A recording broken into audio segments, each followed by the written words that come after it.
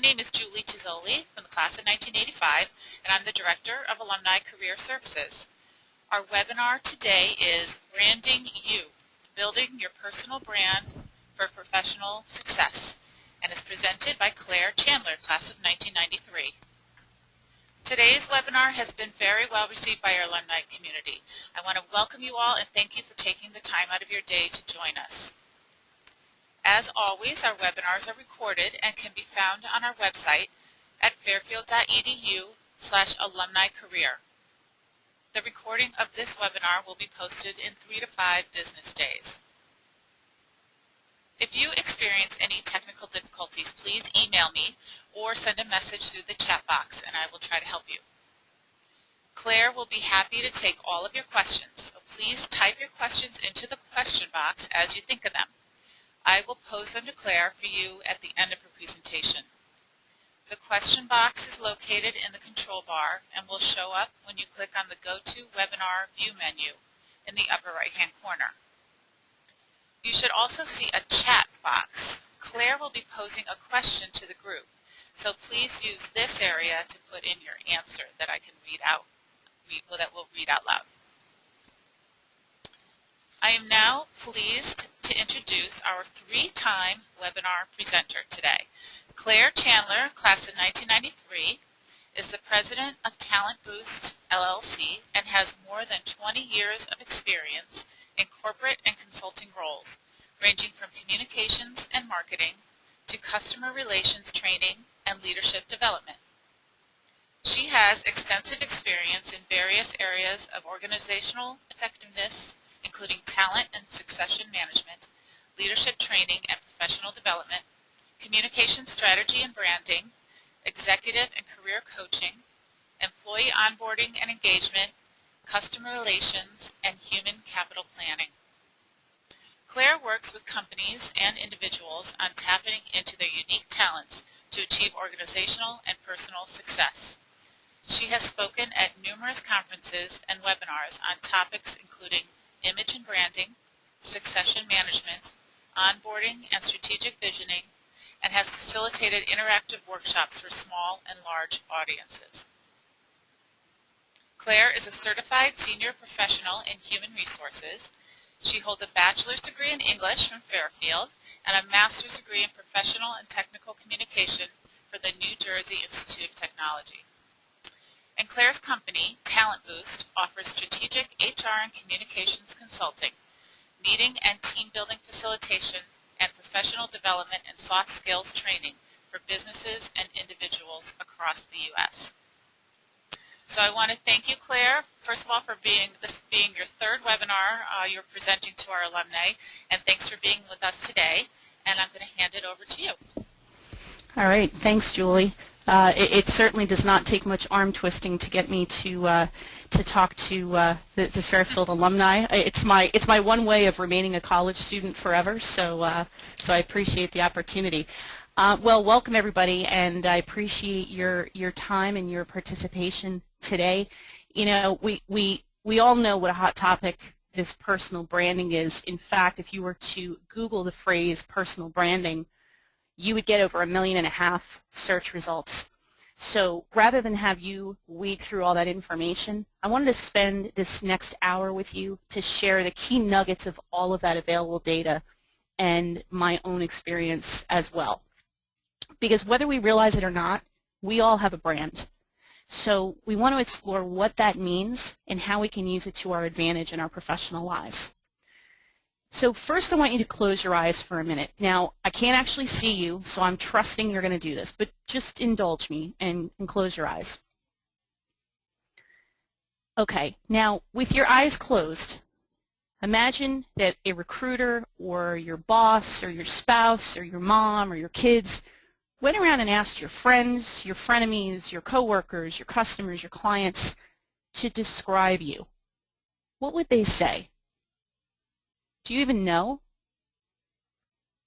Now open your eyes. And imagine you saved up your pennies and rented space on a billboard to advertise you. Knowing you can only print so many words because they need to be really big, what would your brand look like in 3 to 5 words? I tell you what, let's come back to that. First, let's demystify this whole idea of a personal brand and define what we really mean.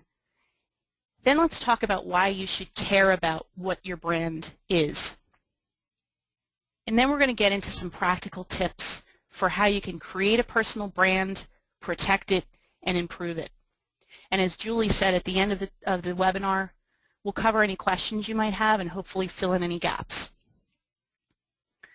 So let's start by answering what this personal branding thing really is all about to make sure we're all on the same page. To do that, I want to go outside of ourselves and look at some examples of company brands.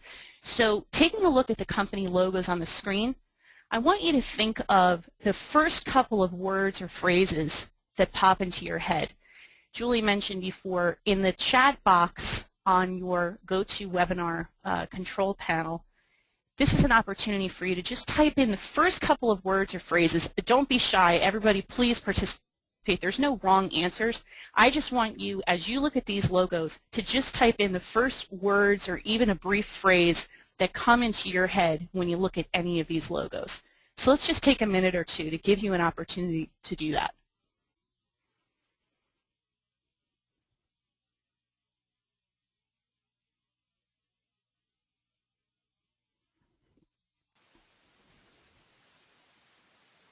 And Julie, I'm going to ask you to help me out here a little bit and just read any of the words or phrases that are coming through. Okay, great. They're coming through fast and furious. So, innovation, global, creative, family, happiest place on earth, books, Google, authoritative, fun, creative, innovative, reliable, classic, all-American, sleek design, engaging, baby care, Amazon is comprehensive, search, sugar, family, the real thing, accomplished, innovative. I think that's what we got. Oh, that's great. That is great. Thank you so much for that. You know, just looking at those reactions to these logos, and just based on those initial reactions to the brands that you see on the screen, it probably wouldn't surprise you to know these 6 companies are the top most respected brands in America. So now let's do the same thing. I just want to show you a few more logos. And again, using that chat box in the control panel, just type in the first couple of words or phrases that come to your mind when you see these logos.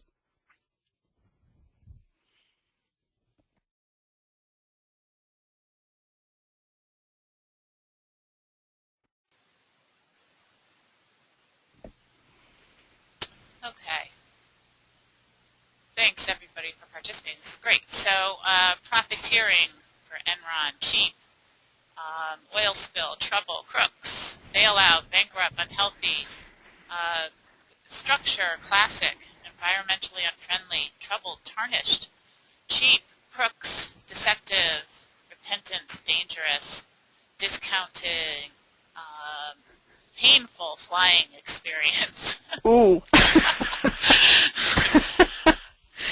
Well, I'll stop you there because I think we're getting a real flavor for the difference on this page. You know, the last page we had a couple of people even taking a mental vacation with us as they saw things like Disney, and obviously I stacked the deck a little bit when I share these logos, but that's exactly my point. If you look at the logos on this slide, it probably wouldn't surprise anyone on the webinar that these companies are considered among the least respected and downright hated brands in America. So your gut level reaction, and I thank you very much for sharing so much of your initial reactions. But your gut level reactions when you look at a company's brand can teach us a lot about our own personal brand. Because while your gut reaction is considered qualitative, there are actually quantitative reasons why certain companies are so respected and others are so disliked.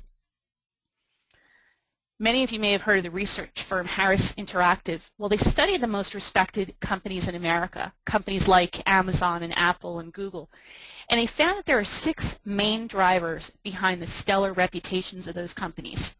They outperform their competition. Consumers not only admire and respect them, but they also trust them. the companies play a valuable social role, employees think they're good companies to work for, and shareholders have a good feeling about them too. So when you think about these drivers in terms of your own reputation, you can see how they can translate into drivers of great candidates for employment, promotions, client engagements, the list can go on. If we were to turn each of these drivers into personal statements of great candidates, here's how they would read. I will do a better job for you than the other candidates. I am admired and respected in my professional career. I am trustworthy and accountable. I have a solid social networking reputation. I am a good employee to work with, and you will not have buyer's remorse if you hire me. So these are the types of value statements you need to have in mind when you're building, protecting, and improving your own personal brand. If you think back to the disliked companies we just looked at, when you equate the definition of a disliked company brand to one that is least respected, you start to see why you want to take your own personal brand into the completely opposite direction. Because that's really what your personal brand is all about. It's the powerful, clear, positive idea that comes to mind whenever other people think of you. Basically, it's your attitude, your character, your personal reputation, your unique promise of value. Basically, it's the things that people say about you while you're alive. Put another way, branding is what you're known for, what you're known as, and what you're known for knowing. So why is that important? Why should you take conscious actions to build and enhance your brand rather than just let it form on its own? Well, think of your brand as made up of three key parts. First, there's your individual personality. This is the walking, talking you. But how many people actually know the real you? Odds are most of the people in your professional world barely know you, the person, at all. Outside your immediate circle of friends and family, people know you primarily by the other two parts of your brand. Your professional track record. It's what people have witnessed or can read from your resume about your history of job performance.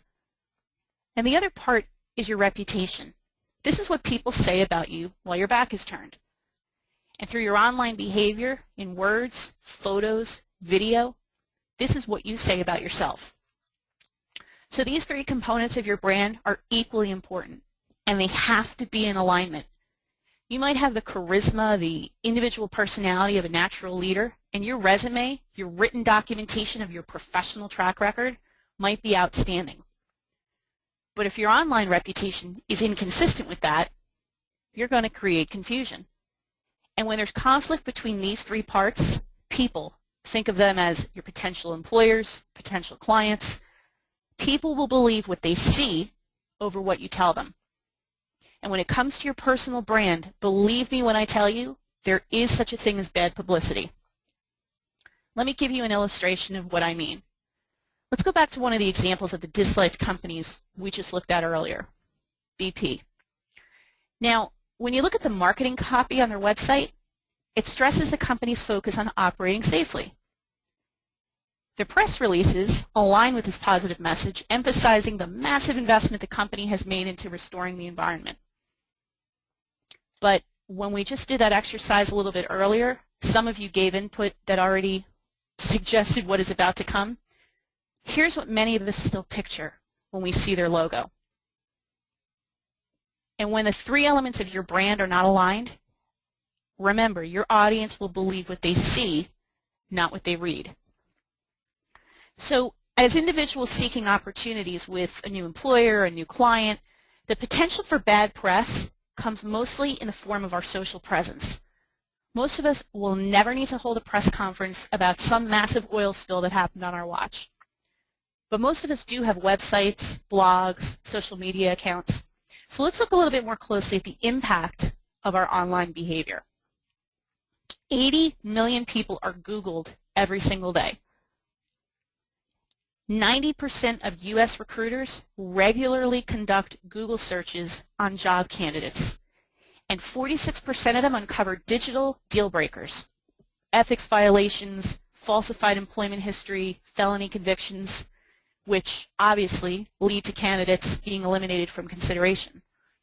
In fact, 70% of hiring managers have rejected applicants based on the information available about them online.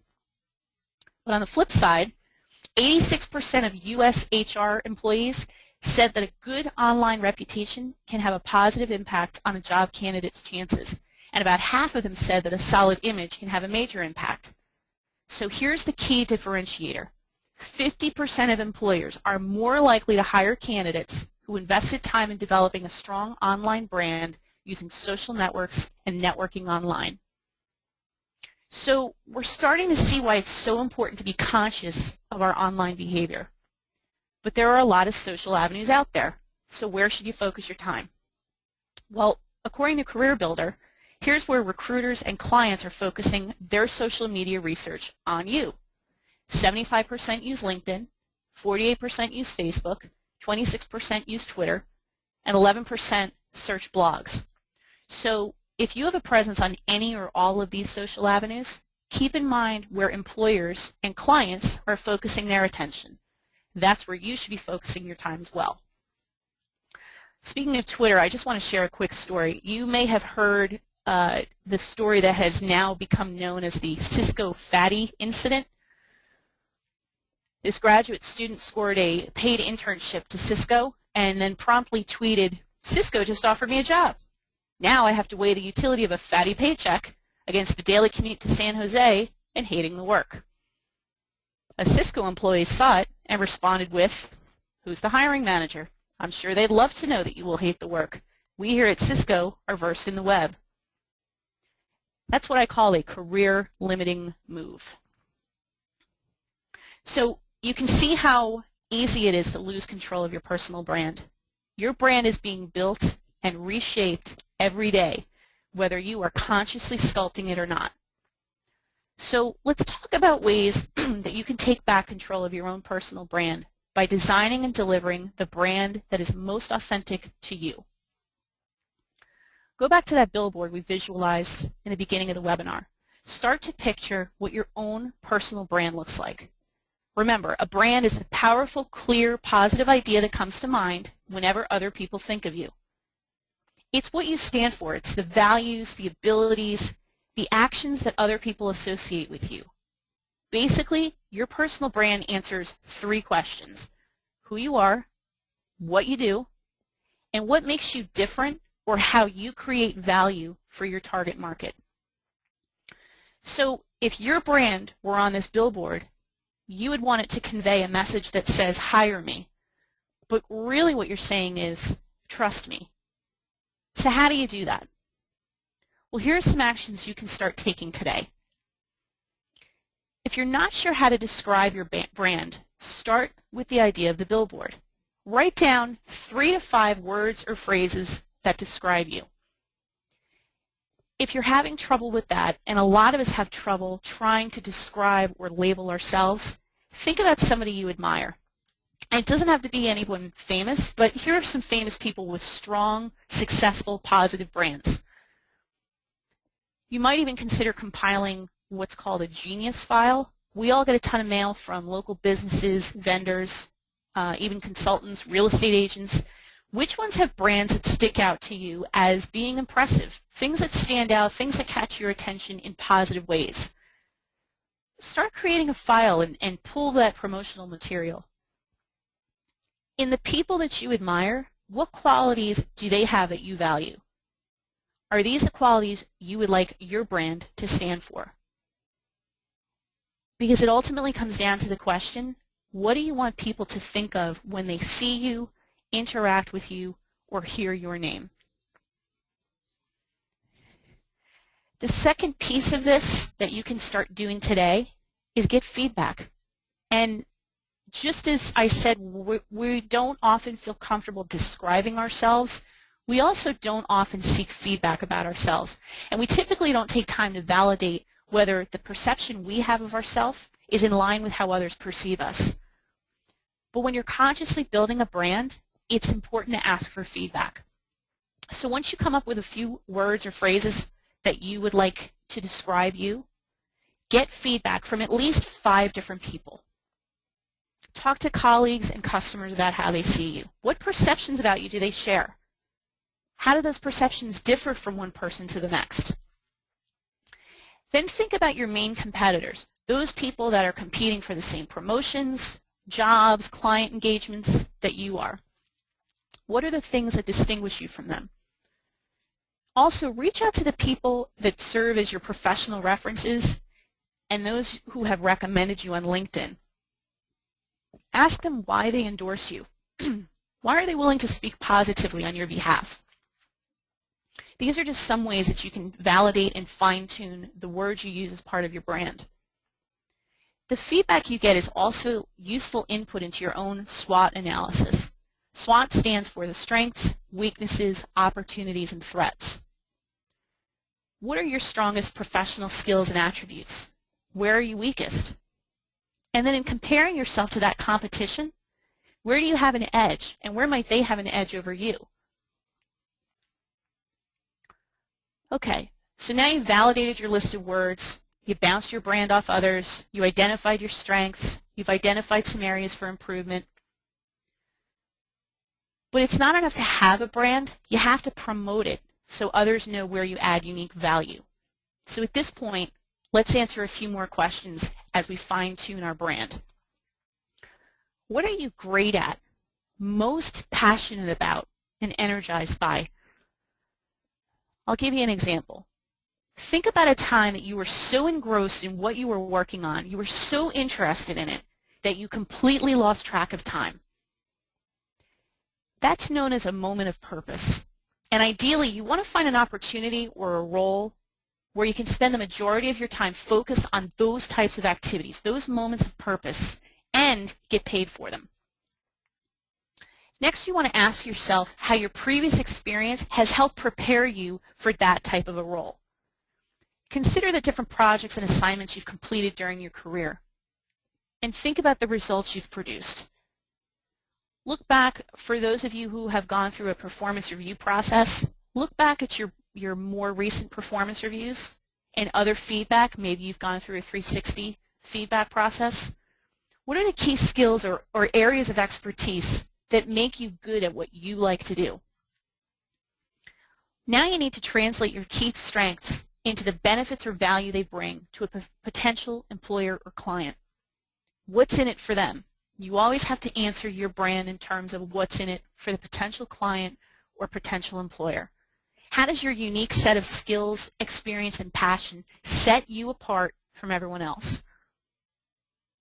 And now that you've written all that down, you've identified what you're great at doing, and you've started to back that up with some past examples of experience that you have, you want to elaborate on those results that you've produced. What accomplishments are you proud of? What were the tangible results? Did you increase revenue? Did you cut costs? Did you make things run more efficiently? Try to think in terms of better, faster, cheaper. Because at the end of the day, you need to be able to explain and prove what you've done for past employers or clients. And these questions will help you to stay true to your genuine brand, because that's the key. We're talking about creating a brand, not manufacturing one. Your brand has to be genuine, authentic, and supported with evidence. So now take a look at everything you've written down. You may even want to read it out loud to a friend, a family member, so that they can help you brainstorm. What information sticks out to you? You'll start to see a pattern in all the things that you've written down. What's memorable about that? What really shows your passion? Because from that, you want to identify your hook. What's that one nugget you want people to remember you for? Because this is going to get translated into your tagline for communicating your value. Think back to those famous examples a couple of slides back. Oprah Winfrey, Michael Jordan, Walter Cronkite. They all have a brand, a tagline, the handful of words that spring to our minds when we hear their names. And again, the key question this all boils down to is this: what words do you want people to think of when they hear your name? Now, keep in mind, even when you get to this point of identifying and articulating your brand, you're likely still going to have some work to do. The best personal branders are continuously learning and growing so that their brand never falls short of expectations. Part of improving your brand is staying true to who you are, as well as being aware of where you need to put in a little extra work. So do a gap analysis between what you want your brand to be and how people actually perceive you. Identify and close the gaps. Ensure that you're being consistent in everything you say and do. This is one of the reasons it's important to seek ongoing feedback. Think of this as a development plan for your brand. It's about playing to your strengths and minimizing your blind spots. And when all else fails, honestly, talk to a professional. It is totally acceptable to ask for help. In fact, when you're talking about your personal brand, what you're staking your reputation on, how you're translating your unique value, it's encouraged to seek professional help. Ask a former boss, ask a member of a networking group you belong to, even ask friends for help in setting up your brand. Whoever you ask, give them everything. Give them all the materials you use, all the words that you want to have in your hand to continue to communicate your brand and your value. We'll talk about some more specific examples of those in a minute, but ask somebody to look at it with a fresh set of eyes and tell you from their perspective what your brand says about you. If it's not the image you want to present, ask them how you can fix it. While you've got their ear, ask them who else you should be networking with. Because if they can introduce you to someone who's going to help further your career, let them. Most people love being asked to help. So give them the opportunity to do that. I want to share this quote from Scott Ginsberg of The Ladders because he says something very important. He says, the goal is to make your personal brand a little stronger every day. That way, when a new opportunity comes your way, you'll be prepared to seize it. Okay, so now you've identified your unique, genuine personal brand. But the work isn't done. Now you've got to deliver it, you've got to protect it, and you need to continually improve it. Remember, there's 3 parts to your brand, and you need to make sure they all deliver your brand message consistently. So let's go through each one. The first one is individual personality. You deliver your individual personality through that professional, walking, talking you. How you communicate value through your speeches, presentations, job interviews, they're all opportunities to convey your personal brand. But the best way to get those opportunities is through an elevator pitch. An elevator pitch is a 15 to 30-second speech that helps you communicate your value. Think of it as an extended or expanded version of your tagline. It's like a personal mission statement. This is something you can use in phone calls, meetings, emails. Remember that most of the people in your professional circle don't know the real you. So you have this very brief window, this 15 to 30 seconds, to convince them to stay on the phone, to lean forward in their chair, to read the rest of your email, basically to get them to want to hear what you have to say. And you need to be prepared to communicate your unique value in a concise, articulate, compelling way. So once you draft that elevator pitch, practice, practice, practice. Practice it out loud until it feels and sounds comfortable and sincere. Because I don't care how great the content is. It may read very well, but if you deliver that pitch in a monotone voice, you're not going to impress anybody. So record yourself saying it. Ask a friend or a relative to listen to you say it. It's going to feel uncomfortable in the beginning, but you've got to practice saying your pitch out loud because the more you practice, the more natural it's going to feel. The elevator pitch is literally your best opportunity to infuse your individual personality into your brand. So you want to make sure you can deliver your personal branding statement with passion and sincerity. And as you move forward in your career, you want to revisit your elevator speech to make sure it continues to reflect that real brand you. And if it doesn't, you want to refine it until it feels right again. So that's the first piece of your brand. The second piece, again, is your professional track record. So look at the evidence of your past professional performance. Specifically, look at your resume, your bio, your writing samples, your portfolio. Do they reflect your brand? If part of your brand identity is sharp attention to detail, there had better not be one typo in the entire collection of your professional track record. If it's outstanding organizational skills, make sure your information is presented in an organized, logical way. If it's creativity, don't use the same cookie-cutter cover letter. Yes, candidates really do stand out when they write amazing cover letters because they show that you care about the company you're applying to, just like your brand should show how much you care about you and your image. Take a look at the content of your resume, your bio, etc. several times. In your resume, make sure your experience is up to date and that the responsibilities of each of your positions are very clear. Cut out wordiness, avoid padding your resume.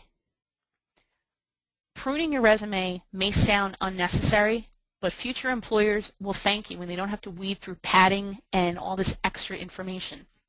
And proofread everything. Like I said, your cover letter, your resume, your bio, your writing samples.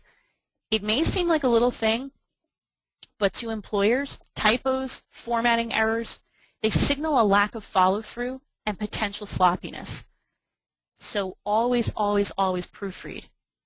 Especially things, not even the things that are in your portfolio that you continue to send out regularly, but even things you post on the internet. Have a friend or a few different people look over any new content you put together, anything you're about to post. Keep in mind, potential employers are looking for you to prove yourself, so don't let a little mistake keep you from landing that dream job or that contract that you've been after.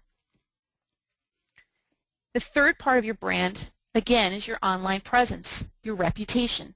If you have a website, whether for your own business or to display your profile and portfolio, you obviously want to make sure it accurately and fully reflects your brand, showcases your accomplishments, and makes it easy for prospective employers and clients to understand the unique value you offer them.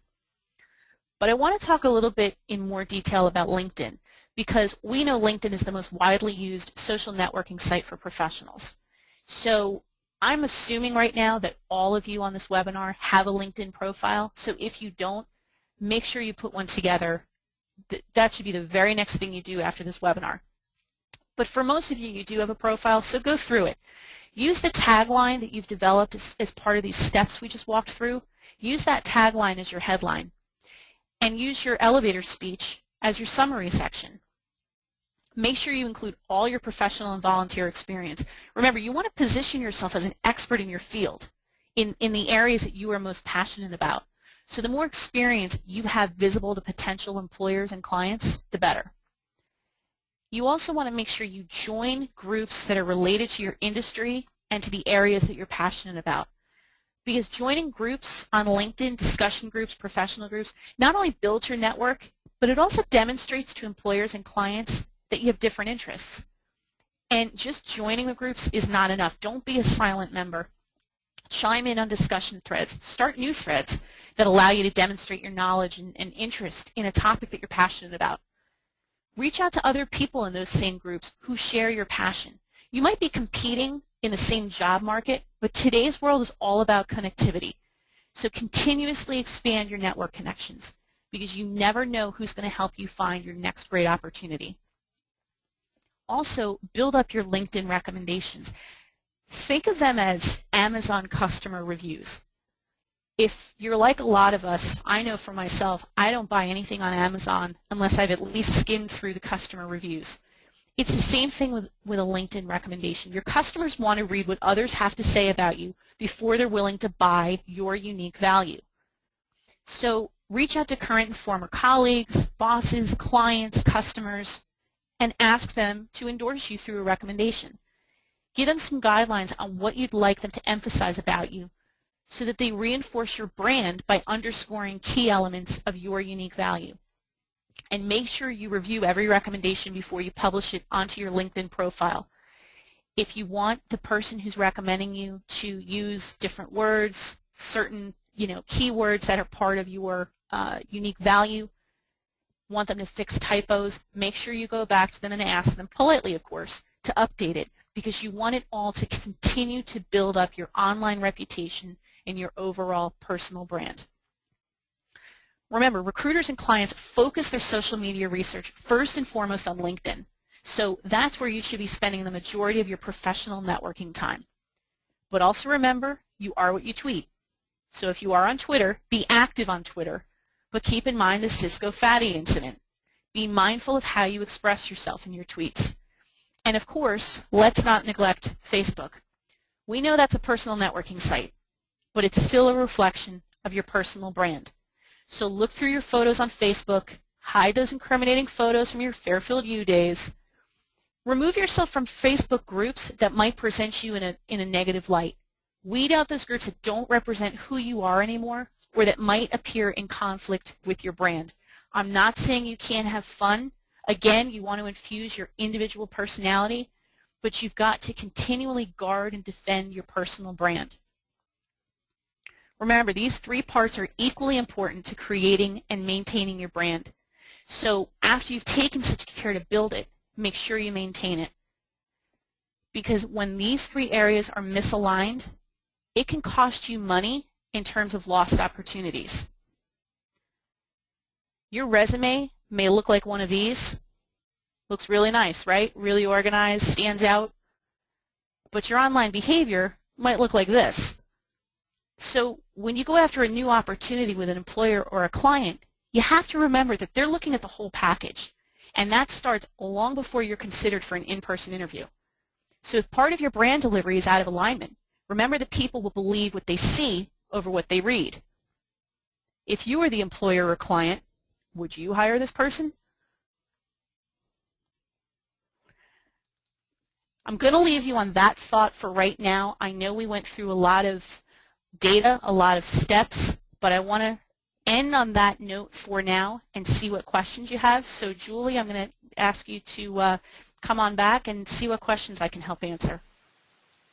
Oh, Claire, you definitely gave us a lot of information, so thank you so much. I've been hearing from a couple of our listeners, and I think the most overwhelming question right now is if you might be able to give a good example of an elevator speech.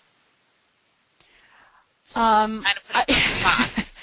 Yeah, well, I know, not to put me on the spot, you know, yeah. and I would say the best way really to find an elevator speech, because part of my answer to that is going to be it really is customized to your brand, your areas where you're passionate, your industry, your desired role. So while I steered you away from, you know, going through all the search results on Google for personal brand, I do encourage you actually to Google some examples of good elevator speeches.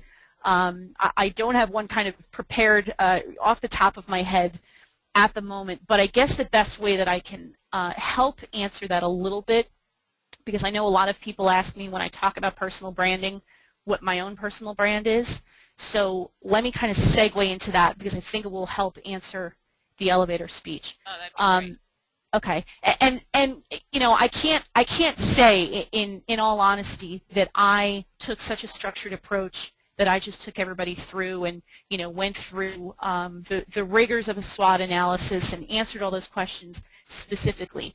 But if I look back on how my personal brand evolved, I did find myself going through those steps nonetheless. And I guess I really have to go back to when I decided to go into consulting after spending the majority of my career in corporate America. I had the occasion to take some time off. I had to have surgery, so I had this opportunity to take time off from a full-time job and really stop. And I finally asked myself, was I doing what I was most passionate about? And once I asked that out loud, I was able to say no. So I turned that to say, okay, well then what am I most passionate about? And the answer was training, HR strategy, and writing. And I knew that the role that I was in corporate America was not giving me the best opportunity to focus in on those areas that I was most passionate about. So when people hear my name, I want them to think of words like she's a thought leader in talent management, dynamic trainer, enthusiastic facilitator, you know, somebody who can think at the 50,000 foot level but roll up her sleeves and help implement at the ground level. So I did seek feedback from people that I trusted, to really bulletproof, hey, this is where I want to be. This is what I want to do as a consultant. This is how I want to brand myself. Another way to ask for feedback is the way I asked it, which was, am I crazy? Am I crazy to think that I can do this, that I can make a go of that? And I was able to bulletproof those perceptions of myself and really hone them into the areas that were my key strengths and areas that I could back up with evidence. Remembering, you want to show results you've produced and accomplishments and concrete ways that you have taken those areas that you're passionate about and translated those into unique value.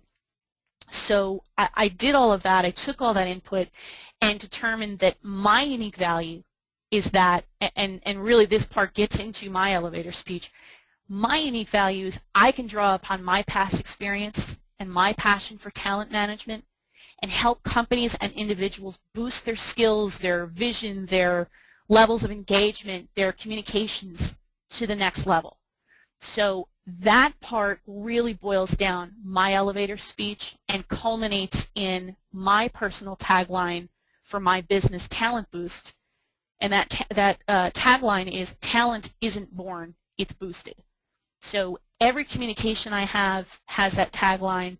Every cold call that I make, every email on a prospective client, every proposal that I do keeps coming back to those consistent messages to make sure that I stay true to, why I got into this business in the first place. Excellent. I think that was really very helpful. So thank you for letting us put you on the spot. Sure. With that being said, when we're asking for feedback from employers or coworkers or friends, some of us are a little shy about doing that. What would be a good way for you just to blurt it out and ask? Honesty is the best policy. So you certainly don't want to go to your current boss and say, hey, it's sort of like the Cisco Fatty incident, right? Not really happy with my job, going to move on, can you help me with my brand? Not the best way to ask it. However, even within your existing job, it's okay. In fact, I totally encourage that you still want to maintain your personal brand because you do have a brand whether you know it or not and whether you actively manage it. So it doesn't matter if you're in a company that you want to stay in, but you want to advance and you want to be seen at a higher level than perhaps you feel you're being perceived right now, or you want to look for a new job, or you want to pursue a new client. To me, you want to go to somebody you can trust. So maybe it's not your direct manager in a lot of those cases, but maybe it's a colleague, a mentor from another job, a friend. If you're like me and you're in more of a consulting role and you're looking for new clients, go to an existing customer that you've proven yourself to, and just be honest and say, hey, listen, I'm working on my personal branding. It's something that I want to make sure that that truly represents the genuine me and helps me to articulate what I'm passionate about and what I want to continue to do and be recognized for. So can you help me? Can you give me some feedback on what you think I am, what I do well, and where I can improve? So, being honest and forthcoming about what you're up to versus stopping somebody in the hall and saying, well, enough about you, what do you think of me? So it really is all about framing up the question, right? Because you want to get the most actionable feedback you can. So giving them kind of that starting point to say, here's what I'm working on, here's what I'm interested in knowing, I'm an open book, there's no wrong answers, give it to me straight. What do you think I'm good at? And where can I improve? Because I really want to know. And you've got to be receptive to the development areas because they tell you as much as what your areas of strength are. Okay, great. Another question for LinkedIn. Actually, this listener is on LinkedIn but not on Facebook, and I think some of our alumni are, maybe have dabbled in one, not the other. Right. Twitter, I know people are still hesitant to get on Twitter. Does it hurt if you're not on everything? Or if you concentrate on one more more than another, say LinkedIn, since that's the most successful? Yeah, absolutely. If you're only going to be on one social networking avenue, it's LinkedIn, hands down, unless you're looking for a job with Facebook.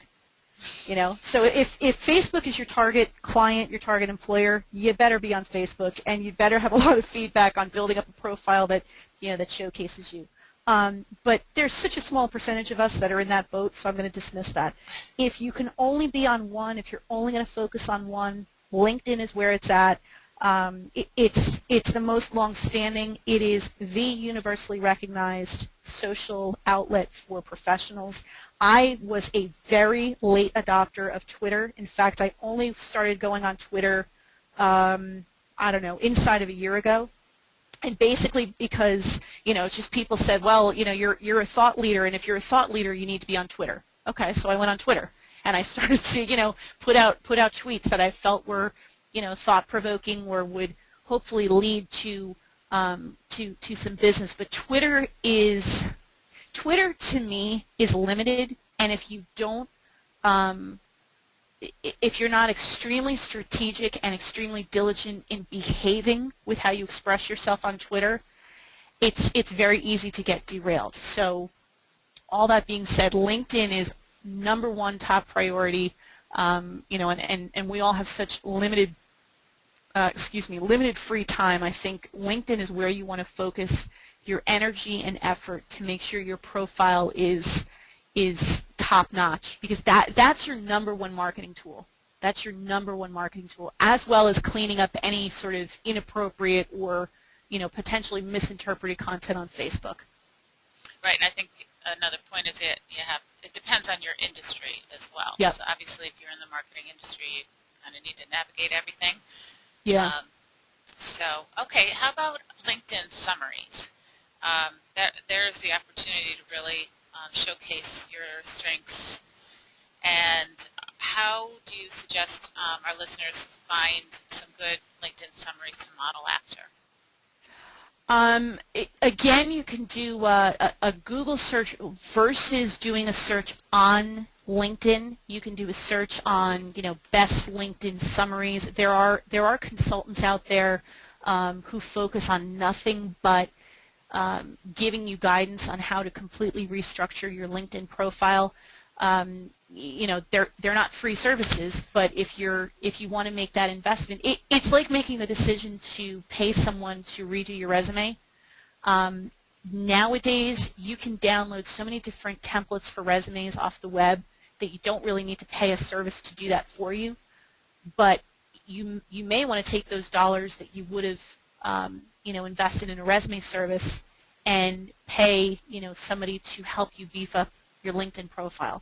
But the two key things you want to remember about a summary, and I'm not endorsing that you go out and pay somebody to do your profile, but I'm saying if you were interested in doing that, the two key things you need to remember about your LinkedIn summary. One is it should be an articulated version of your elevator speech, right? And the second is you want to make use of keywords. So if you, I can certainly share my LinkedIn profile as one example, but it's just one example. But you will see on there that it has essentially my elevator speech, and it's followed by a series of keywords, because that makes your profile jump up in terms of how often it is found in search results. So it's one thing to try to weave some keywords into your elevator speech, which is also important. But at the end of that summary, you want to put in a couple of keywords just on a line down below that are, for me it would be things like talent management, training facilitation, HR strategy, communications and branding, so that when people are searching on those terms, they can easily find your profile. So just, making sure you're echoing those areas, those activities that you're most passionate about. Very good point. Claire, now sometimes things happen that maybe we're not so proud of and they do show up in a search. Do you have any suggestions on how to boost your positive personal brand to, get rid of the negative? So, like, say you had had a Yeah. little too much fun at Fairfield. Say you're a student, you had a little too much fun at Fairfield. You don't want to, and that's passed. But something may be in your Twitter or something that you know don't want it to be there, but it does show up. Any suggestions for those incidents? Yeah, well, obviously it's easy to say going forward, just be very mindful of, yes, you are what you tweet, and whatever you actively post, you've got to be diligent in that. Easy to say looking forward, looking back, it's a lot harder. The profiles that you completely control, you control anything you put on Twitter, anything you post to Facebook, anything you put on LinkedIn. You also control whether it stays. So if you post something, whether it's a photo on Facebook, a comment on Twitter, etc., you've got the power to delete that, edit that, etc. What you have less control over is what other people say about you. So, say, now I had recently, you already admitted that to everyone that I graduated in '93, so last year I had my 20-year reunion. And, of course, leading up to that reunion, we all went a little bit Facebook crazy and posted photos of, our Fairfield days. And nothing truly embarrassing. It was more of a trip down memory lane. But hypothetically, let's say somebody tagged me in a photo from a party back in, the early 90s that I wouldn't want out there now because it doesn't accurately reflect my brand. Well, if it's on somebody else's page but I'm tagged in it, I can't remove the tag, but I can hopefully have enough of a rapport with that person to reach out to them and say, hey, listen, that party was great and it was fun and ha ha ha, wasn't that all great? But can you remove the tag? Can you take down the photo? You're not in this day and age. You're not going to be able to remove every single word that's out there on the internet that you feel does not portray you in the way that you would most like it portrayed. But that's the importance of being diligent and going out and searching. After this webinar, before you even go to your LinkedIn profile, go on to Google and Google your name and just see what comes up. And hopefully there's nothing damaging to your reputation. And if there is, then a lot of it may still be within your control to remove, to edit, to counter, to whatever. But the real short answer to that at the end of the day is there may be some things out of your control, and unfortunately, the internet is forever. So you've got to just be as diligent as you can be, looking for your presence out there, managing what you can control, trying to downplay anything that could potentially be damaging out there against you. And I'm hoping there's nothing. We're all, most of us here are Fairfield grads, so we're all, stellar and on our best behavior, right? Absolutely. But, yeah. So yeah, I mean, again, there's so much data out there on the internet. There are so many potential opportunities for every single one of us to be referenced somewhere, and they may not all be exactly the way we would have scripted it.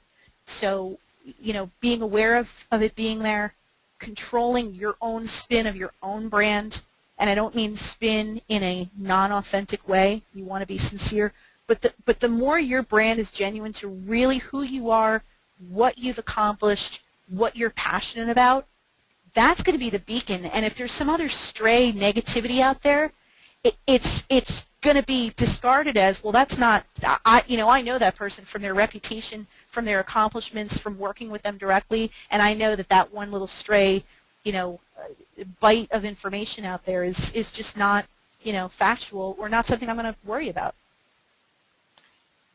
Well, that's a great answer, and I think that's why this webinar is so important, just to remind us all that we live in a world where we have to be mindful of everything we do and say, and especially if you're concerned over your branding. And that's what you've taught us all today. So we are so appreciative of everything you've said. I know some people have had to leave, but they've signed off saying, "Great webinar, great information. Thank you so much." So I just want to reiterate how grateful we are to have you on. Claire. Well, thank you. It's all, like I said, it's always a pleasure. Anytime I can pretend, at least for a little while, that I am still a student of Fairfield U, I'm happy to do it. I just want to make one other kind of closing thought. I mentioned a couple of times the job market, and everyone came to this webinar, I think, with different expectations. You're at a different point in your life. You've got different goals. But even those who are looking for a new job, don't look at it as a job market. Look at it as an opportunity market. And when it comes to personal branding, you've got to make sure you're making a name for yourself and you're building your brand, because it is out there. So if you're not making a name for yourself, someone else is going to do it for you. So not to put a fear factor in there, but it's really just to step up all of our accountability, that we've got control over the brand. And we can make it the best it can possibly be, and the truest to what we really want people to think about us when they see our brand. What are those couple of words? So keeping that in mind, it sounds like it's a lot of work, but it's really an extension of the real you. So let me just, I don't know if you have other questions, but I wanted to just leave that slide up in case people want to reach out to me. My web address is there, and I realized, Julie, that I didn't actually put my email address on there, so maybe we could send a communication out to people. But if they would like copies of the slides, or they want to talk to me directly, you can find me at Claire, CLAIRE, @talentboost.net. Perfect. Yeah, I can send that out as well. So thank you. That's very generous to offer this information out. Also, to remind everyone, it is recorded, so you can listen to the recording again when it comes out in 3 to 5 business days on the fairfield.edu/alumni career website.